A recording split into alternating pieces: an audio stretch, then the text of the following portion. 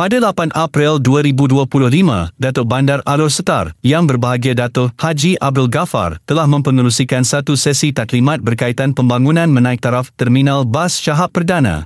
Dalam sesi taklimat tersebut, syarikat jasa pedoman sendirian Berhad telah membentangkan status kerja-kerja naik taraf mengikut perancangan yang telah ditetapkan dalam dokumen perjanjian. Perbincangan bersama 21 pengusaha bas turut dijalankan bagi melancarkan proses menaik taraf sistem tiket berpusat dan terminal bas bersepadu. Shahab Perdana tu kita dengan pihak jasa pedoman, kita harap pada 1 Mei nanti kita boleh operate lah terminal bas itu. Tadi saya berjumpa dengan pihak jasa pedoman yang operate Shahab Perdana dengan 21 pengusaha-pengusaha bas. So sekarang dalam peringkat untuk mereka integrate sistem di jasa pedoman dengan semua syarikat bas yang ada 6 sistem provider untuk ticketing boleh di-online kan.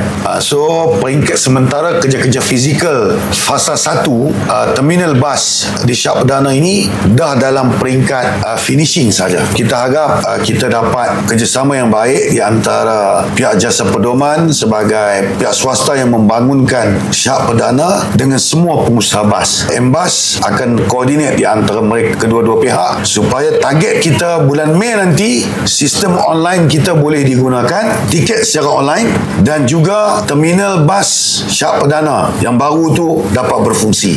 Fasa pertama. Fasa kedua akan siap setahun lagi, tahun depan, yang melibatkan bangunan utama yang akan ada lot-lot perniagaan dan sebagainya yang lain. Ada hotel bajet, ada gerai makan yang lebih besar. Jadi untuk sementara ini sehingga Mei, kaunter tiket bas akan beroperasi macam biasa dan Shahab Perdana akan dibuka. Perkhidmatan kaunter ada, tiket bas dan juga tandas akan dibuka sehingga pukul 12 malam, iaitu bas yang terakhir. Tadi kita telah bersetuju, saya bersetuju, MBAS bersetuju, pengusaha-pengusaha bas membentuk satu jawatankuasa yang dipengerusikan oleh Datuk Abu. Datuk Abu pemilik Kosmik. 6 jawatankuasa termasuk Maralina. Saya akan berjumpa dengan mereka pada hujung April nanti. Maknanya jasa pedoman akan membentangkan status terkini pembangunan fizikal dan jasa pedoman juga akan membentangkan status semua syarikat bas. Dia orang dah sempurna tak sistem online.